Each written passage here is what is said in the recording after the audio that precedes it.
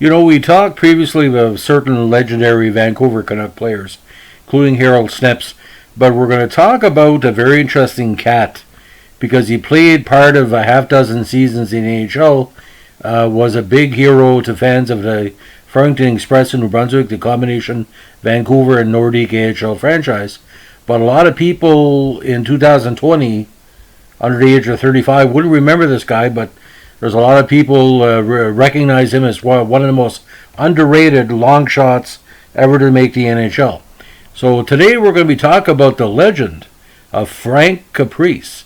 Now, Francis J. Caprice, born April 2nd, 1962 in Hamilton, played part of, like I said, a half dozen seasons with Vancouver Canucks in the NHL.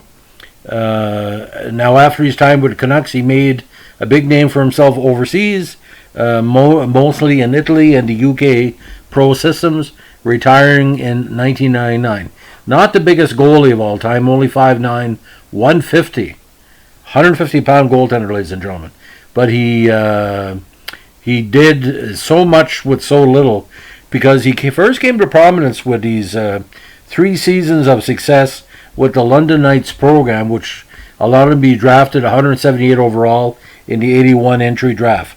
Now, his first year with the Knights, not the best. Had a slight playoff run, 3-7-3 in the regular season. But the second season, the London was struggling. He won 11 games for a very heavy second-level squad. But 82 was his big year. He won 24 games and 45 starts and went 1-3 in the playoffs. Now, he did have a cup of coffee with the Dallas Blackhawks that year of the CHL. But the next season, as playing with the Express in Fredericton, he had a 5-8-1 record and had 1 contest in the NHL with Vancouver. Now, the first pro season in the AHL, a lot of people were taking notice that he could be a possible backup for Vancouver. And this became a reality in 83-84 when King Brodeur, Richard Brodeur, was injured. That was the Canucks' #1 goalie. Now, when his starting debut against the Edmonton Oilers on Hockey Night in Canada, Stanley Cup champions, Caprice earned first-star honors in a 3-2 Canucks victory. Now, he had an 8-8-1 mark that year with a 3.34 goals against average, the best performance of any of the 3 Canuck goalies that year. Now, based on his fine performance in 83-84, he was given a chance to maybe knock King Brodeur off his pedestal in 84-85, although it wasn't possible as he struggled, and he actually injured himself, causing him to miss 3 months of action.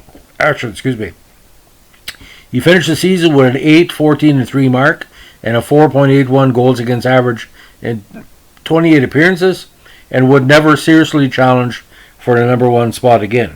Now, in 86, Caprice would again struggle. He only had a 0-3-2 record and a terrible 5.5 goals against average in 7 appearances, and it was demoted to AHL in favor of the talented Wendell Young. However, he would claim the backup spot in 1987 and posted a 3.84 goals against average in 25 appearances, which of course was his best since his rookie year. In 87-88, he appeared in 22 games, backing up 21-year-old phenom Kirk McLean, as the aging Brodeur was relegated to 11 appearances. Now, in 89, he was relegated to the IHL as the Canucks decided to go with the tandem of McLean and the young Steve Weeks. Now, for the 1990 season, Caprice was dealt to the Bruins for a 9th-round pick. However, he spent the entire season in the minors and was released at the end of the year. Now, following his release from the Bruins, he would spend most of the 1990s, other than a season with the popular Vancouver Voodoo in 93 with Roller Hockey International. He played mostly in Italy and later in Britain, where the Cardiff Devils, one of the most popular teams in the British League. He retired in 1999 and returned to his hometown of Hamilton. Now, he would come out of retirement in 2001 to represent the great community of Dundas, Ontario, at the 2001 Allen Cup Senior Finals. Now, Caprice's 102 NHL games, considering how deep he was in the draft, is very impressive. 31-46-11 record, with a 4.19 goal against average and 1 shutout. But a lot of the fans of the NHL and the AHL look at his success as this. He was a pure backup, and he was giving up every opportunity to be a permanent backup. He did try to usurp, again, King Brodeur, but it wasn't going to be. But, ladies and gentlemen, his stats in Fredericton were just tremendous. Like 84, he won 11 of 18 starts. 86, he won 12 games. 87, he had a plus 500 mark in the minors. And even when he played with Milwaukee in the IHL in 89, he won 24 of 39 starts. So he had quality. But imagine this, ladies and gentlemen, how many 150-pound goaltenders do you know that make the NHL? Especially with a Western Conference team where goals were flying like butterflies on a summer day. So, but the totals are there, and like I said, Frank Caprice, from what I heard, he's quite the character.